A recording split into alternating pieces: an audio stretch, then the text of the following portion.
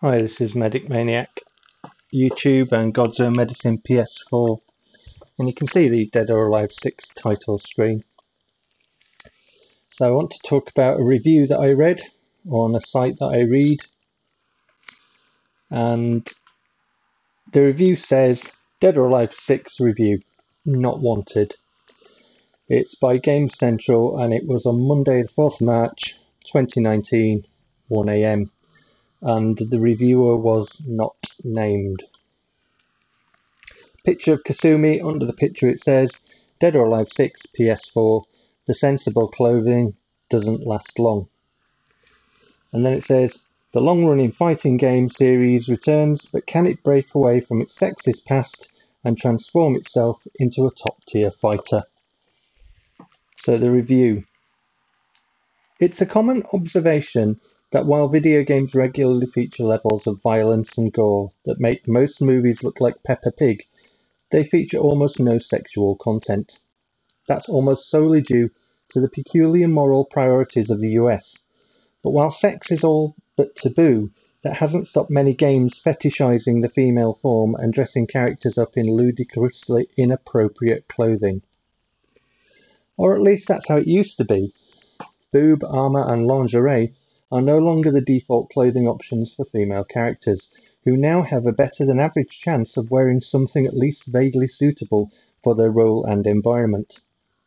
Video games still aren't exactly a hotbed of sexual equality, but things are certainly better than they were in decades past, when games like Dead or Alive were more commonplace. It's impossible not to bring up the question of sexism and the franchise's infamous boob physics when talking about Dead or Alive, for the simple reason that there's nothing else it's famous for.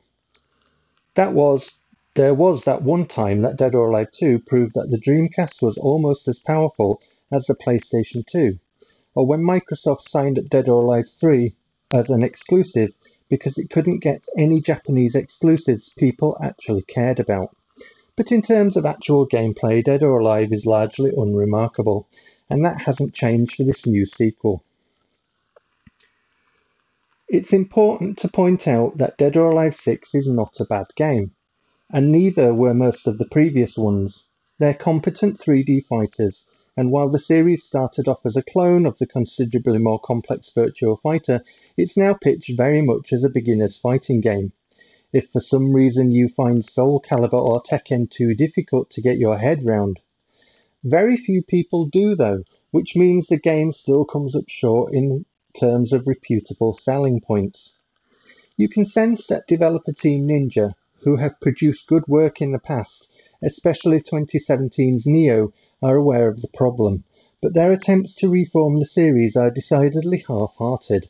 For example, most of the more risque female outfits take a long time to unlock, whereas the male fighters tend to be less well covered from the off. But while there was some talk before release about the game being toned down in terms of boob physics, it's still there. It's just not as obvious at first, with the initial costumes. As always, Dead or Alive relies heavily on counters for most of its action, with an almost rock-paper-scissors style relationship between strikes, holds and throws.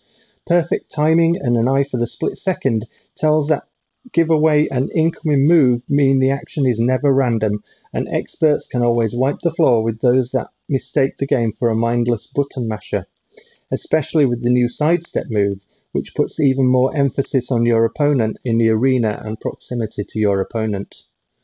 But without the more complex techniques and moves of other 3D fighters, the game's shallowness soon becomes evident. It doesn't help that there are few new features of any great note, with the most prominent being a weak source copy of Mortal Kombat X Ray moves, where you get to see the damage your special moves do in slightly gorier detail than usual. These break blows rely on the new break gauge, which also powers the break hold, which is a super powerful counter, and the fatal rush, a 4-hit combo which stuns your opponent and ends in a break blow. Then there's a picture of Zack and Yan Li, and the caption underneath says, Dead or Alive 6 PS4, everyone needs a sensible wardrobe in this game. One of Dead or Alive's saving graces used to be its state-of-the-art graphics, but those days are long gone. It now looks nearly adequate, with plenty of ugly textures and a frame rate that fails to maintain a constant 60 frames per second, even when you choose the graphics option that prioritizes performance. There's also notably fewer scene transitions, where you smash through to another part of the arena than previous games. The story mode is completely nonsensical, with lots of obvious steals from Jurassic World of all things, but it's mildly amusing in its old-school silliness, although it still never manages to imbue any of the characters with anything approaching an interesting personality. The series has always prioritized how people look rather than how they act, and yet it's also always employed a very bland, undetailed art style, which makes everyone look like poorly animated Barbie dolls. The break gauge doesn't seem nearly enough to justify a new £55 sequel, and nor does the paltry number of few new fighters or the severely underdeveloped online mode, which is restricted purely to ranked matches at launch. One of the few unequivocal positives is the excellent tutorial and the fact that the game displays useful on-screen information like the status of your opponent when to input a command, which is the one thing other fighters could learn from it. Dead or Alive 6 is grubby and a little creepy, but it's still difficult to get very angry about. Its childish attempts at sexualization are almost pitiable, and just like all other games in series, we imagine it'll be largely ignored at launch and quickly forgotten. It's a shame though, because not only is there the core of a good fighter here, but it's one that's notably different to any of its peers. Dead or Alive is a franchise that desperately needs to grow up, because at the moment it's just embarrassing, and certainly not a game we'd want to be caught playing by someone else. And then it says Dead or Alive 6, in short, a sequel that seems somewhat embarrassed of the series' sexist past and shallow combat, but fails to do anything meaningful about either. Pros: the basic combat system is novel, if underdeveloped. Break gauge is a minor but welcome addition, excellent tutorial, and generally very welcoming to non-Genere fans.